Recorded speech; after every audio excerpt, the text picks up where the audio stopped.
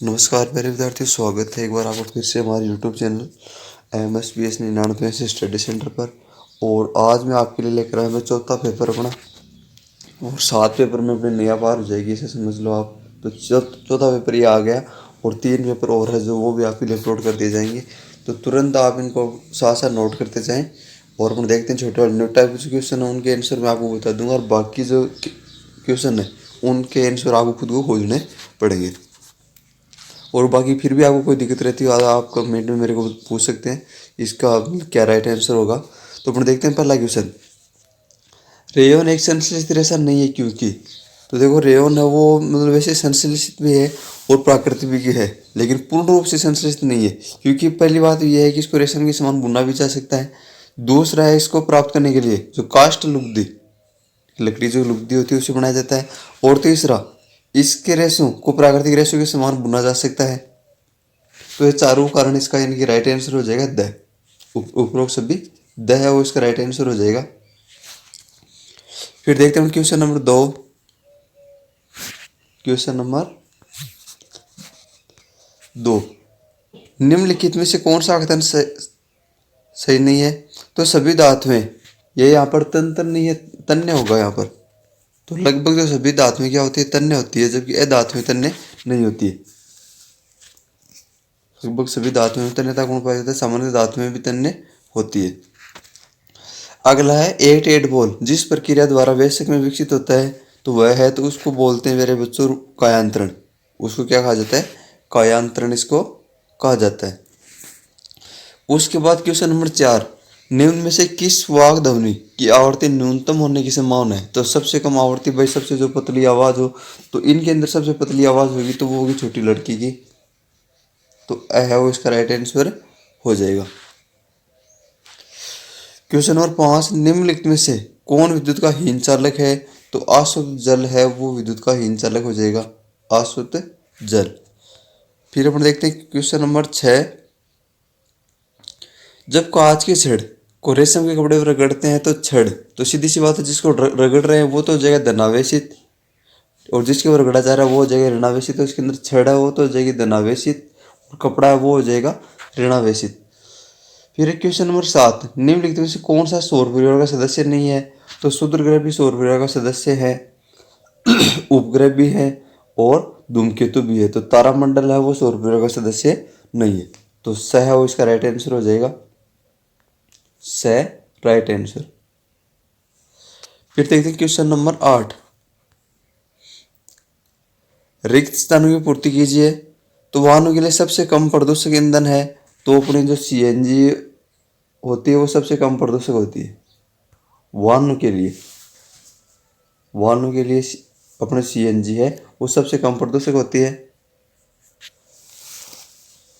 और अपने रसोई के लिए जो LPG है वो भी सबसे कम प्रदूषक मानी जाती है।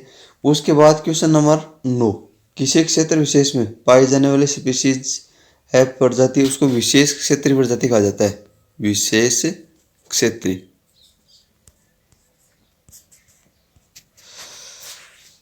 फिर क्वेश्चन नंबर 10, कैरम बोर्ड पर पाउडर छिड़कने से घर्षण है वो कम हो जाता है, घर्षण क्या हो जाएगा, कम हो जाएगा। फिर क्वेश्चन नंबर 11, किसी विलयन में विद्युत धारा प्रवाहित करने पर इसके अंदर जो रासायनिक प्रभाव है वो उत्पन्न हो जाएगा, या इसका चुंबकीय प्रभाव वो उत्पन्न होता है। फिर क्वेश्चन नंबर 12, सिंचाई किसे कहते हैं, जल को सुरक्षित करने की 2 पद्धतियों का वर्णन कीजिए। तो सिंचाई की परिभाषा पहले पार्ट से अपने को मिल जाएगी भाई, निश्चित समय अंतराल पर फसलों को जल देना सिंचाई है। और इसकी 2 आधुनिक विधियों में एक तो हो जाएगी अपनी ड्रिप तंत्र, एक तो हो जाएगी ड्रिप तंत्र जिसको अपन बूंद बूंद सिंचाई कहते हैं, और दूसरी होती है छिड़काव तंत्र जिसको अपन फुहारा पद्धति भी कहते हैं। फिर क्वेश्चन नंबर 13, खेत में लगातार फसल उगाने से मिट्टी पर क्या प्रभाव पड़ता है, व्याख्या कीजिए। तो अपन खेत के अंदर लगातार फसल उगाते हैं तो इससे क्या होता है, इसके जो पोषक तत्व है उनकी कमी हो जाती है। लगातार एक ही फसल को एक ही प्रकार की जमीन पर उगाया जाता है तो उस फसल के लिए जो आवश्यक पोषक तत्व हैं उनकी वहाँ पर कमी हो जाएगी, जिससे उस फसल का उत्पादन कम होगा। फिर क्वेश्चन नंबर 14, कोक के अभिलक्षणों और उपयोग का वर्णन कीजिए। तो कोक है वह काले रंग का, काला एकदम सरेंद्र पदार्थ होता है और उसका उपयोग जो अपने इस्पात उद्योग है वहाँ पर ईंधन के रूप में करा जाता है। फिर है व्याख्या कीजिए सर्पी घर्षण स्थिति घर्षण से कम क्यों है। तो स्थिति घर्षण वस्तु की स्थिति के कारण होता है, यानी कि कोई वस्तु वो स्थित है तो अपनी स्थिति विशेष के कारण जो उत्पन्न बल होता है उसको बोलते हैं स्थिति घर्षण, और गति के कारण जो उत्पन्न होता है उसको कहते हैं सर्पी घर्षण। तो ये जो स्थिति घर्षण होता है इसका मान ज्यादा होता है इसमें। फिर अपना क्वेश्चन नंबर 16 है, भारत के उन 3 राज्यों प्रदेशों की सूची बनाई जहाँ भूकंप के झटके सबसे ज्यादा। तो ये अपना जम्मू कश्मीर जो पहाड़ी इलाके वाले जो है, हिमाचल है, तो वहाँ पर ये भूकंप की संभावना ज़्यादा होती है। क्वेश्चन नंबर 17, मान लीजिए आप घर से बाहर हैं तथा भूकंप के झटके लगते हैं, आप अपने बचाव के लिए क्या सावधानी बरतेंगे। तो भूकंप से बचाव के उपाय है वो इसके अंदर आपको लिखने हैं।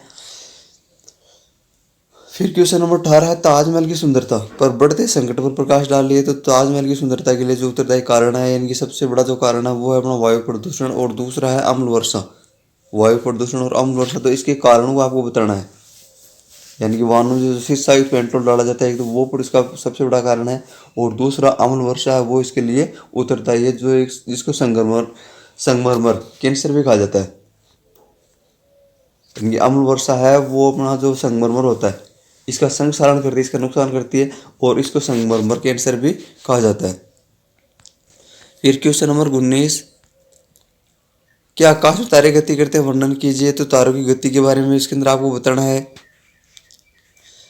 क्वेश्चन नंबर 20, क्या तेज वर्षा के समय किसी लाइनमैन के लिए बाहरी मुख्य लाइन में विद्युत तारों की मरम्मत करना सुरक्षित होता है। व्याख्या कीजिए। तो वर्षा यानी कि पानी बाई विद्युत का सुचालक, तो ये आपको इसके अंदर डिटेल से बताना है। पूरा 5 नंबर का क्वेश्चन है, बड़ा।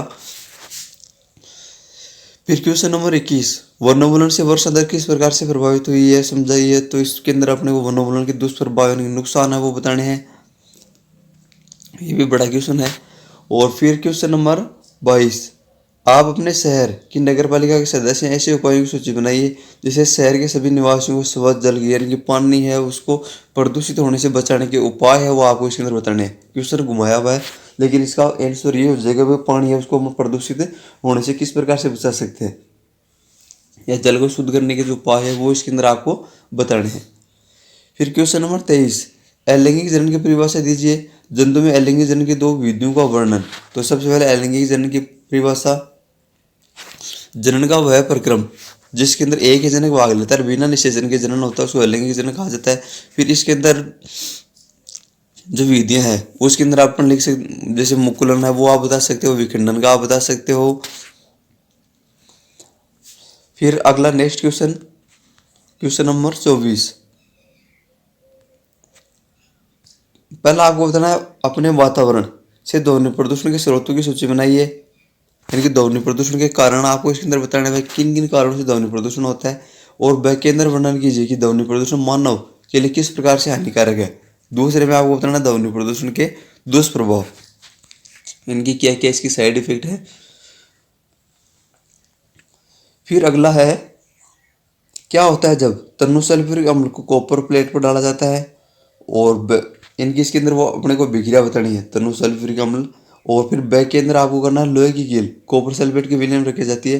तो संबंधित अभिक्रियाओं के लिए आपको सब जो शब्द समीकरण वो लिखना है, ये शायद अपने चौथे पार्ट से आपको मिल जाएगा। हाँ तो प्यारे विद्यार्थी, ये था आज का अपना चौथा पेपर, और इसके बाद में अपने पास 3 पेपर अभी और बचे हैं, तो वो पेपर भी अपलोड कर दिए जाएंगे आपके लिए, और आप इनको तुरंत नोट करते जाएं और अपना एक क्वेश्चन बैंक तैयार कर ले। और उम्मीद करता हूँ वीडियो आपको अच्छा लगा होगा।